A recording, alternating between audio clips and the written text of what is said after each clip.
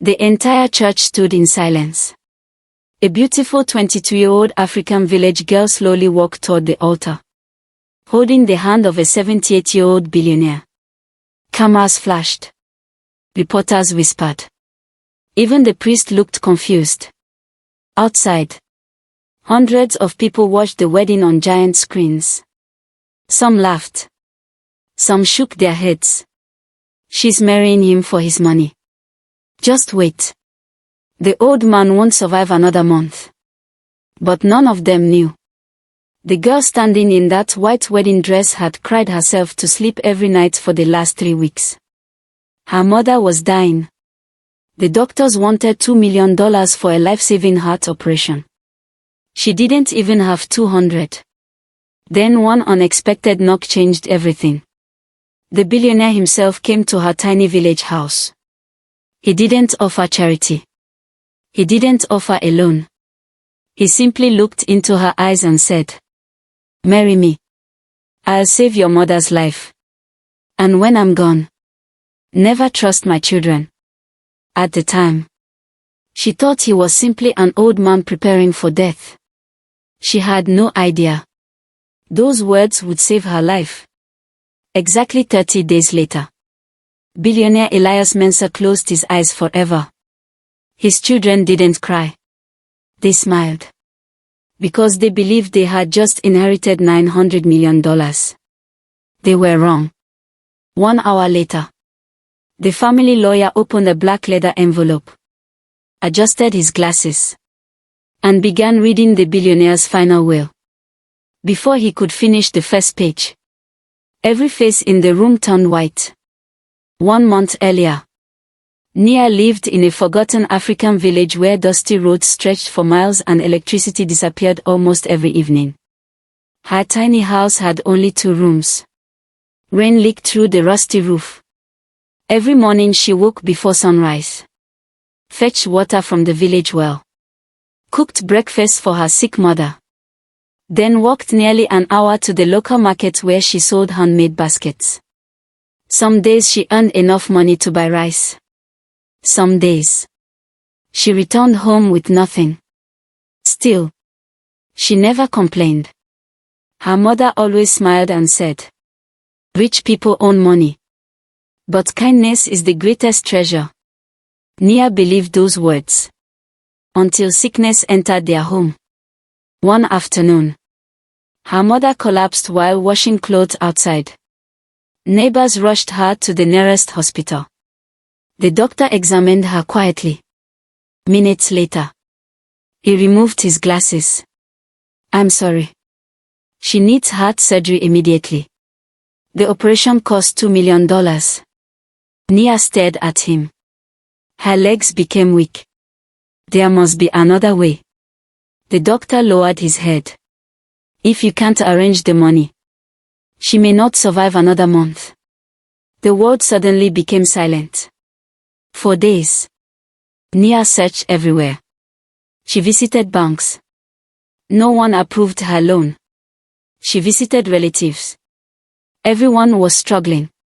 She even sold her father's old watch. The only memory she had left of him. It wasn't enough. One evening, she sat outside her house crying quietly. Her mother gently touched her shoulder. "My daughter, when it's my time, don't destroy your future trying to save me." Nia hugged her tightly. "I won't lose you. I can't." The following morning, 3 black luxury SUVs entered the dusty village. Children stopped playing. Villagers gathered along the road. Nobody had ever seen such expensive cars. The convoy stopped outside Nia's tiny house. A tall elderly man stepped out. Perfect black suit. Silver hair.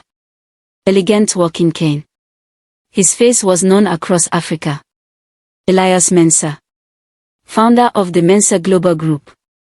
Owner of banks, hotels, diamond mines, private jets, television networks. One of the richest men on the continent. Everyone wondered, why was he standing in front of the poorest house in the village? Nia nervously invited him inside. She apologized for the broken chairs. Elias smiled warmly. I've sat in much worse places. He looked around the small home. Then at Nia's mother resting on the old bed. I heard about your illness. Nia lowered her eyes. We are trying our best. The billionaire nodded slowly. I know. Then he said something she never expected. I'll pay for every hospital bill. She looked up in disbelief. Why? He remained silent for a long moment. Finally. I don't have much time left. My doctors have told me the truth. I'll be gone soon. My children. They are already fighting over my fortune. They don't love me. They only love what I own. He looked directly into Nia's eyes. I need someone kind. Someone honest. Someone who will remind them that money cannot replace humanity. Then he made the impossible offer.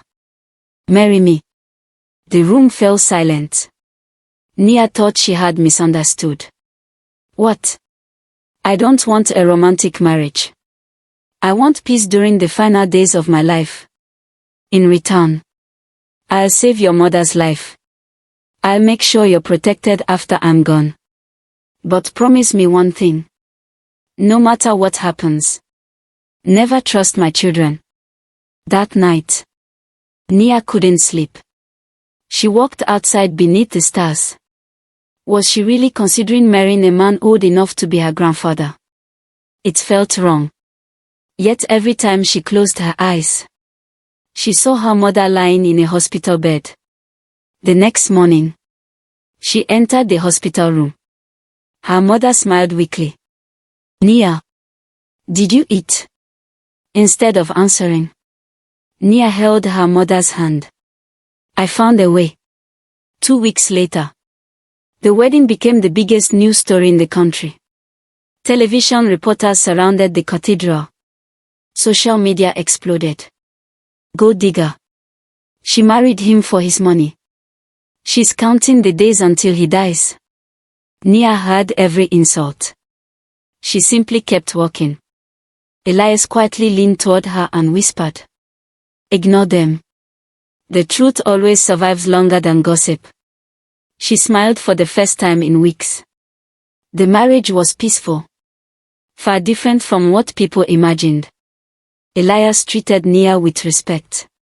Every evening they sat together in the garden. He told stories about building his empire from nothing. About sleeping in abandoned warehouses. About failing dozens of times before succeeding. Nia listened carefully. She wasn't learning about money. She was learning about wisdom. One afternoon, he handed her a small wooden box. If anything happens to me, don't open this until after my funeral. She looked confused. What's inside? He smiled. Hope. Exactly 30 days after the wedding, the doctors rushed into Elias's bedroom. His breathing had become weak. Nia held his hand. He smiled peacefully. You kept your promise. You saved an old man's final days. Then, with one final breath, he whispered, be brave. They are coming. His hand slowly became still. Outside the bedroom, his children exchanged secret smiles. One son quietly checked his expensive watch. Another daughter whispered, it's finally over. Within hours, the funeral arrangements began. But none of them mourned. They were already discussing yachts, private islands, and who would control the billion-dollar empire. None of them noticed the family lawyer arriving with a locked black briefcase. The next morning, the entire family gathered inside the mansion. The lawyer unlocked the case, removed the sealed envelope, and said, this is Mr. Elias Mensah's final will. Everyone smiled confidently. The lawyer broke the seal, looked directly at Nia, and began to read. The room was so quiet that even the ticking of the grandfather clock sounded loud. Every member of the Mensah family sat around the enormous mahogany table. Their black funeral clothes hid one thing: excitement. Elias's oldest son, Victor, leaned back confidently. His younger brother, Michael, smiled while scrolling through luxury yacht listings on his phone. Their sister, Sophia, was already planning how to renovate the family mansion. Only one person remained silent: Nia. She still couldn't believe Elias was gone. She wasn't thinking about money. She was remembering his final words. Be brave. They are coming. Suddenly, the lawyer stood up. My name is Samuel Kofi. I've served Mr. Elias Mensah for 32 years. He personally instructed me to read every word exactly as written. He broke the red wax seal, opened the first page, and began reading. To my beloved children. Victor smiled proudly. If you're smiling while hearing this, you're proving me right. The smile slowly disappeared. Samuel continued reading. For years, I watched each of you become prisoners of greed. You stopped visiting me. Unless you needed money. You forgot I was your father. And remembered only that I was a billionaire. Nobody spoke. Victor clenched his jaw. Michael rolled his eyes. Sophia looked down. Then came the sentence that changed everything. Therefore, I leave every company, every hotel, every bank, every diamond mine, every private jet, every investment, and my entire $900 million fortune. To my wife, Nia Mensah. Silence. Absolute silence. Then, Victor exploded. What? Michael slammed both hands onto the table. That's impossible. Sophia burst into tears. She manipulated him. One uncle stood up, challenged the will immediately. Another relative shouted. She married him for his money. Nia couldn't move. She looked at Samuel. There must be some mistake. He slowly shook his head. There isn't. Then he opened another envelope. And there is one more instruction. Samuel adjusted his glasses. This final instruction cannot be changed. He cleared his throat. If any member of my family threatens, harms, attempts to remove, or causes the death of my wife, every dollar I own will immediately be donated to children's hospitals across Africa. My children will inherit absolutely nothing. The room froze. Victor's face turned pale. Michael slowly sat down. Sophia covered her mouth. Elias had defeated them. Even after death. That evening, the mansion felt different. The servants whispered in the hallways. Everyone knew one thing. The billionaire's empire now belonged to a girl who had once lived in a leaking mud house. But inside her bedroom, Nia cried alone. She opened the small wooden box Elias had given her before he died. Inside, there was a handwritten letter. And a silver key. She unfolded the letter with trembling hands. Dear Nia, if you're reading this, I'm gone. I didn't marry you because I needed a wife. I married you because I finally found someone I could trust. Tears rolled down her cheeks. Everything I built began with poverty. Never let wealth change your heart. Use it to change other people's lives. Then came another sentence. Someone inside this family will try to destroy you. Trust no one. Until you watch the video hidden inside Vault 7. Nia stared at the silver key.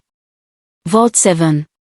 The next morning, Victor secretly gathered his brother and sister inside his private office. He locked the door. No court can let this stand. Michael asked. What do we do? Victor smiled. We don't need the money. We need her signature. If she signs everything over, the problem disappears. Sophia looked nervous. And if she refuses? Victor slowly poured himself a glass of expensive whiskey. People disappear every day. The room fell silent. Over the next few days, Nia tried to manage the company. She attended board meetings. She listened more than she spoke. The executives expected an uneducated village girl. Instead, they found someone who asked honest questions.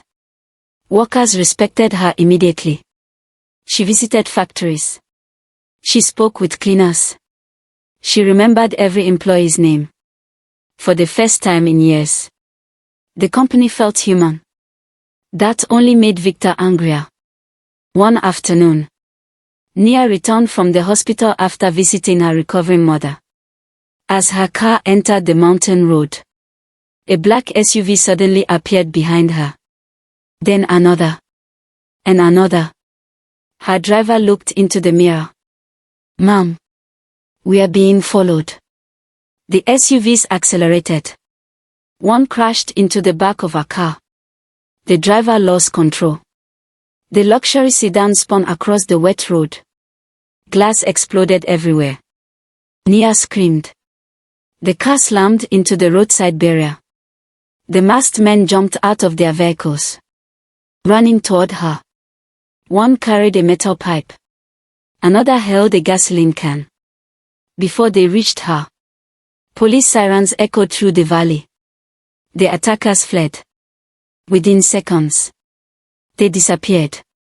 Nia survived. But she understood something terrifying. Elias had been right. Someone wanted her dead. That night, Detective Grace arrived at the mansion. She studied the damaged car. "This wasn't an accident," Nia whispered. "I know who wants me gone." Grace looked at her carefully. "Do you have proof?" Nia remembered the letter. The silver key. Vault 7. She looked toward the old study where Elias had spent his final years. Maybe the answers had been waiting there all along. After midnight, while the mansion slept, Nia quietly entered Elias's private office. The room still smelled of his favorite cigar. She walked toward an enormous antique bookshelf. Behind it, she discovered a hidden steel door.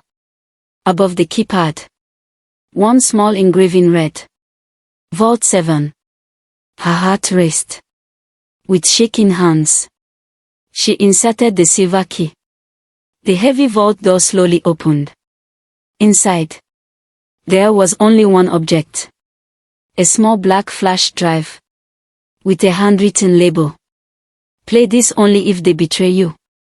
Nia picked it up. At that exact moment, she heard footsteps behind her. Someone else had entered the room. The footsteps grew louder.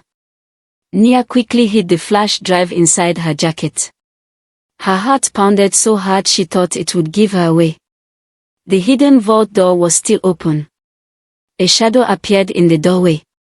It was Victor. He looked directly at her. For several long seconds, neither of them spoke. Then Victor smiled. "I had a feeling you'd come here." Nia remained calm. "I was looking for memories." Victor slowly stepped closer. "My father left you enough money. You don't need whatever is inside that vault." Nia stared into his eyes. "Then why are you so afraid of it?" The smile disappeared from Victor's face. "You have until tomorrow. Sign the company over to us, or you'll regret it." He turned and walked away. Nia knew one thing. She had just confirmed Elias had been telling the truth.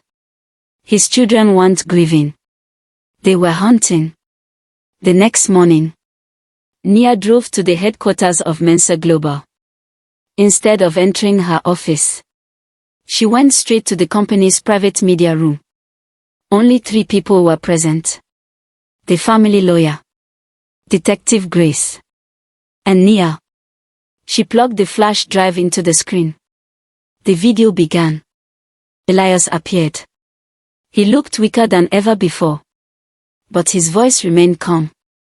If you're watching this, it means my children have betrayed you. Nia covered her mouth. Tears filled her eyes. Elias continued.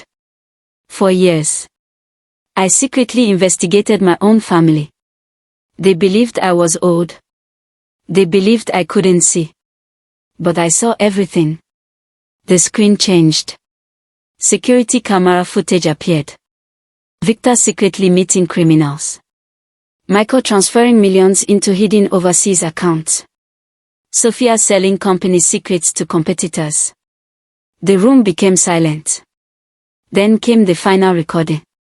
Victor standing inside Elias's hospital room, thinking the old man was asleep. He whispered, "Die already. I'm tired of waiting." Even Detective Grace looked shocked. But Elias wasn't finished. If this video has reached you, take these files to the police. I've already signed every legal document.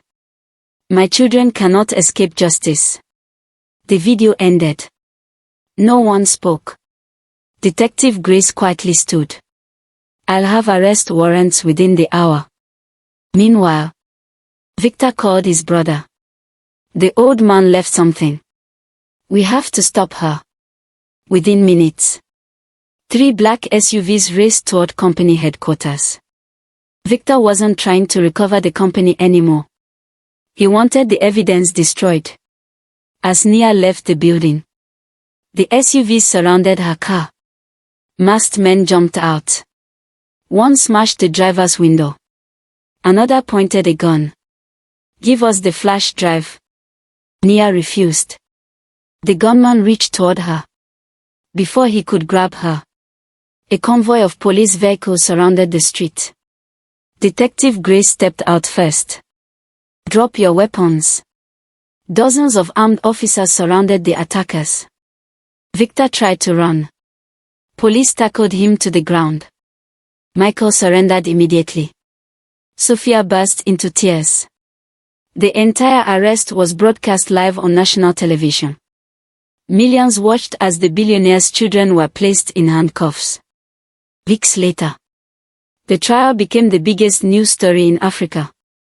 Journalists from around the world filled the courtroom. Every piece of evidence was shown. The hidden recordings. The financial crimes.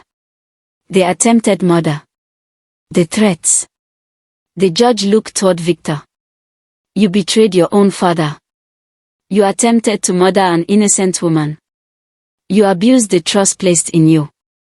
One by one, each guilty family member was sentenced to prison. Justice had finally arrived. After the trial, the media expected Nia to celebrate. Instead, she quietly visited the prison.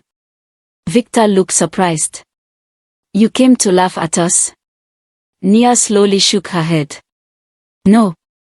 I came because your father taught me something. Victor remained silent. He said, money can build buildings, but only forgiveness can rebuild people. She placed the Bible on the table. I forgive you. Victor couldn't speak. For the first time in years, he cried. Real tears. Months passed. Under Nia's leadership, Mensa Global changed completely.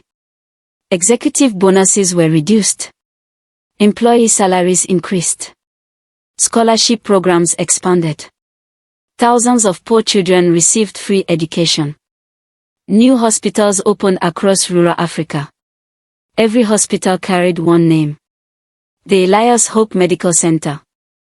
Her mother received the best medical treatment available. She made a full recovery. Every morning, she proudly watched her daughter on television. Not because she was rich, because she had remained kind. One afternoon, the board of directors gathered. The chairman stood. There is one final matter. He smiled. By unanimous vote, we officially appoint Mrs. Nia Mensa as executive chairwoman of Mensa Global. The room erupted into applause. The same executives who once doubted the village girl now stood to honor her. That evening, Nia walked alone through the mansion gardens. She stopped beneath the old oak tree where Elias used to drink tea. She quietly placed a single white rose beside his favorite bench. I kept my promise. A gentle breeze moved through the trees. She smiled through tears. So did you. 5 years later, children laughed inside one of Africa's largest free hospitals. Doctors treated families who could never afford healthcare. Outside the entrance stood a bronze statue. Not of a billionaire, but of an elderly man and a young village girl walking side by side. At the base of the statue were simple words. True wealth is not what you leave your family, but what you leave the world. Nearby, Nia stood holding her mother's hand. She looked at the hospital filled with hope. She remembered the tiny leaking house, the sleepless nights, the insults, the funeral, the greed, the fear. Every painful step had led her here. She whispered softly, "You saved my mother. I used your gift to save thousands more." As the sun set across the city, the richest woman in the country wasn't remembered because she inherited $900 million. She was remembered because she turned one man's final wish into millions of second chances.